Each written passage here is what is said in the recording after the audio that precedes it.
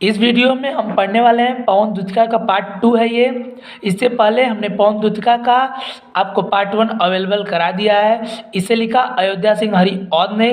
तो इस चैप्टर का हमने जो पिछले वीडियो में हमने 10वें श्लोक तक पूरी कंप्लीटली यहाँ पर अर्थ पढ़ लिया था। तो हम इस वीडियो में 11वें से स्टार्ट कर रहे हैं। तो चलिए यहाँ पर देखिए, जो राधिका रानी है अर्थात राधिका जी अपने विरह को सुनाने के लिए पवन को अपना संदेशवाहक बनाकर मथुरा भेज रही हैं। तो उससे कहेंगी, उससे भगवान श्री कृष्ण की सुंदरता का बखान करते हुए कहती हैं, हे पवन, जब तू मथुरा पहुँचेगी तो तू देखेगी जलद जलद अर्थात बादल के समान तन अर्थात शरीर को। जा वहीं पर जाकर, तद्गता मतलब होता है तल्लीन, उसमें समा कर हो। तू देखेगी जलद समान अर्थात तू भगवान श्री कृष्ण, यहाँ पर देखिए जलद अर्थात बादल के समान शरीर वाले, बादल के समान शरीर वाले अर्थात भगवान श्री कृष्ण को तू देखेगी तल्लीन अर्थात उनमें समाकर या तल्लीन होकर तू देखेगी। होंगे लोने नयन उनके ज्योति उत्कीर्णकारी अर्थात उनके जो लोने अर्थात सुंदर, नयन मतलब आँखें, उनकी आँखें सुंदर होंगी, उनके ज्योति उत्कीर्णकारी, उनके आँखों से प्रकाश प्रज्वलित हो रहा होगा। मुद्रा होगी अर्थात वे खड़े होंगे वरवदन की मूर्ति की तरह अर्थात एक मूर्ति की तरह उनकी मुद्रता या उनकी मुद्रा होगी। सीधे सीधे वचन अर्थात भगवान श्री कृष्ण के जो वचन है, जो शब्द हैं, उनके सिक्त होंगे अर्थात सींचे होंगे सुधा से अर्थात अमृत से। उन भगवान श्री कृष्ण के जो वचन है अर्थात जो बातें हैं वो अर्थात सींचे होंगे सीधे अमृत से। तो एक बार और देखते हैं, देखिए, तू देखेगी जलद अर्थात बादल के समान शरीर वाले भगवान श्री कृष्ण अर्थात भगवान श्री कृष्ण को उनमें तल्लीन होकर। होंगे लोने नयन अर्थात उनके जो आँखें होंगी वो सुंदर होंगी, उनके ज्योति उत्कीर्णकारी, उनके आँखों से प्रकाश प्रज्वलित उत्पन्न हो रहा होगा। मुद्रा होगी वरवदन की, जो उनकी मुद्रा होगी अर्थात जो उनकी मुद्रा है मूर्ति से होगी। सीधे सीधे वचन उनके सिक्त होंगे सुधा से अर्थात जो उनके शब्द होंगे वो जो तुझे बोलेंगी उनके शब्द आपको सुधा अर्थात अमृत से सींचे हुए होंगे। नीले फूले कमल दल अर्थात नीले फूले हुए कमल के दल अर्थात कमल के समूह सी गात अर्थात के समान श्यामता होगी। उनका जो शरीर होगा वो नीले कमल के समान, नीले कमल के समूह के समान श्याम रंग का होगा, यह सांवला होगा। पीला प्यारा वसन कटी में पहनते हैं फबीला अर्थात पीला प्यारा अर्थात पीताम्बर, पीला वस्त्र वसन कटी अर्थात कमर में पहनते हैं जो फबीला अर्थात जो उनकी जो शोभा है उसे और भी बढ़ा देता है, वो और उसमें शोभावान या सुंदर दिखाई देते हैं। छोटी काली अलख अर्थात छोटे काले हुए जो उनके बाल हैं उसमें एक अलख मुख अलख अर्थात एक बाल जो होता है एक लटी, वो उनके मुख की जो क्रांति है उसको बढ़ा देती है अर्थात उनकी सुंदरता को चार लगा देती है।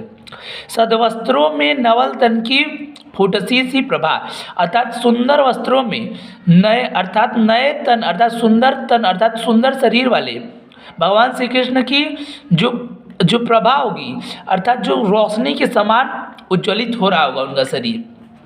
एक बार और देखते हैं, नीले फूले कमल दल सी गात की श्यामता है अर्थात नीले फूले कमल के समान, नीले फूले कमल के समूह के समान उनका शरीर सांवला होगा।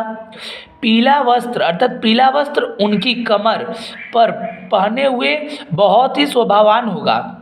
छोटी काली अलख मुख की क्रांति, जो उनकी जो बालों अर्थात जो उनके सर पर जो बाल हैं उसमें से एक लटी उनके मुख पर लटकी हुई दिखाई दे रही है, जो उनकी मुख की कांति को बढ़ाती है अर्थात जो उनका सुंदर मुख है उसे और भी शोभावान करती है।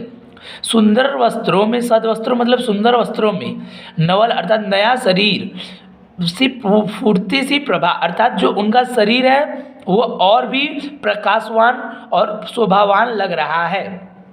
तो हम 13वें श्लोक को देखते हैं। इसमें देखिए जो पवन से राधिका रानी भगवान श्री कृष्ण की सुंदरता का बखान करते हुए कहती हैं, जिससे वो भगवान श्री कृष्ण को आसानी से पहचान ले। तो देखिए कहती क्या है, साचे ढाला सकल वपु है दिव्य सौंदर्यशाली, अर्थात जो उनका शरीर है वो साचे के समान, साचे में ढला हुआ है, जो दिव्य सौंदर्यशाली अर्थात जो देखने में दिव्य और सौंदर्यशाली युक्त होता है। सतपुष्पों सी सुरभि उनकी प्राण संपोषिका है, अर्थात जो उनके शरीर से निकलने वाला सुगंध है वो सतपुष्पों अर्थात सुंदर 100 पुष्पों के समान निकलने वाला सुरभि अर्थात सुगंध, प्राण संपोषिका अर्थात जो प्राणों को आह्लादित, मन को आह्लादित या मन को प्रसन्न कर देने वाली सुगंध उनके शरीर से निकलती है। दोनों कंधे वृषभ वर से अर्थात जो उनके दोनों कंधे हैं वृषभ अर्थात साढ़ के समान है, अर्थात यहाँ पे कहने का अर्थ है कि उनके जो दोनों कंधे हैं वो अति बलिष्ठ हैं, बड़े ही सजीले, जो दोनों कंधे हैं वो बहुत ही सजीले अर्थात सुंदर दिखाई देते हैं। लंबी बाहें कलब कर सी शक्ति की पेटिका, अर्थात जो उनकी बाहें हैं वो कलब कर अर्थात हाथी के सूंड सी लंबी शक्तिशाली है। एक बार और देखते हैं। साचे ढाला सकल वपु है, अर्थात साचे में ढला हुआ उनका शरीर है जो दिव्य सौंदर्यशाली दिखाई पड़ता है।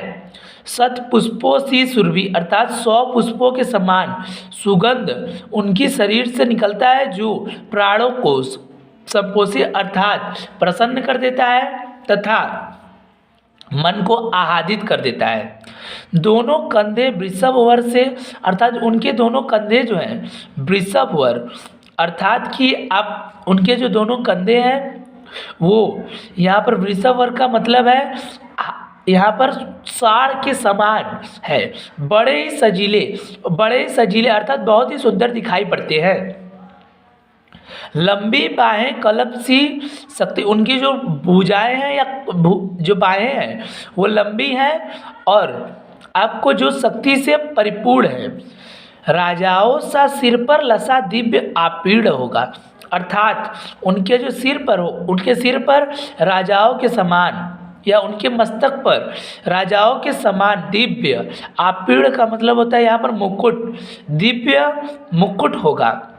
शोभा होगी उभय अर्थात उनकी जो शोभा होगी, उभय मतलब दोनों, श्रुति मतलब कानों में, स्वर्ण अर्थात सोने के कुंडलों की, उनके दोनों कानों में शोभावान स्वर्ण के कुंडल होंगे, या यहाँ पर सोने के कानों के कानबंद या कुंडल होंगे।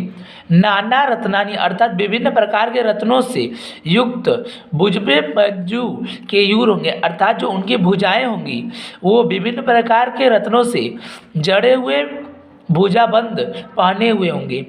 मोती माला लसित उनका कंबू सा कंध होगा, अर्थात जो उनकी गर्दन होंगी उसमें मोतियों से बनी हुई जो माला है वो धारण किए होंगे। तो एक बार और देखते हैं। राजाओं सा सिर पर लसा दिव्य आपीड़ होगा, राजाओं के समान उनके मस्तक, भगवान श्री कृष्ण के मस्तक पर, यहाँ पर उनके मस्तक पर मुकुट अर्थात आपीड़ मतलब मुकुट होगा। शोभा होगी जो उनके देखिए उभय में दोनों श्रुति अर्थात दोनों कानों में स्वर्ण अर्थात सोने के कुंडल, जो सोने के कुंडल हैं वो शोभामान हो रहे होंगे। नाना रत्ना कलित अर्थात विभिन्न प्रकार के रत्न, भुज में मंजू केयूर होंगे, अर्थात भुजबंद में अर्थात भुजा में विभिन्न प्रकार के रत्न से जड़े हुए भुजबंद होगा, और उनके कंधे पर या गर्दन में मोतियों की माला शोभावान प्रकट हो रही होगी। यहाँ पर हम देखिए नेक्स्ट वाले पे चलते हैं। तेरे में है न यह गुण जो तू व्यथा सुनाते, यहाँ पर जो पवन है उसके पास आवाज़ या बोलने की शक्ति नहीं है। तो वो वही सीता माता यहाँ पर राधिका जी कहती हैं कि तेरे में है ना यह गुण, तेरे में यह गुण नहीं है कि तू व्यथा अर्थात मेरी जो विरह, मेरी जो वेदना अर्थात मेरी जो विरह की वेदना है उसे तो सुना पाए, व्यापारों को प्रखर मति और युक्तियों से चलाना। अर्थात तो तुम बोल तो नहीं सकती हो, तो तुम जो अपनी मति अर्थात बुद्धि का तथा युक्ति से भगवान श्री कृष्ण को मेरी व्यथा को सुनाना। बैठे जो हो निज सदन में मेघ सी क्रांति वाले, अर्थात बादलों से के समान क्रांति वाले भगवान बैठे हों निज अपने घर में, तो चित्रों को इस भवन के ध्यान से देखना। अर्थात उस भवन में उपस्थित जो चित्र होंगे उसे तुम ध्यान से देखना।